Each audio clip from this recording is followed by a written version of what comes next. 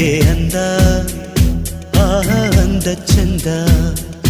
ಅವಳ ಅಂದ ಒಳಗೆ ಅಡಗಿರೋದ್ರಿಂದ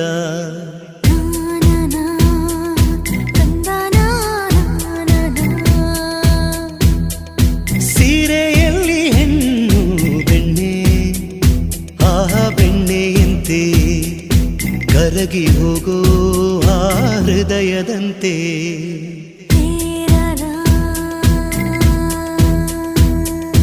ಹಣೆಯಲ್ಲಿ ಸಿಂಧು ಅಂದದ ಬಂದು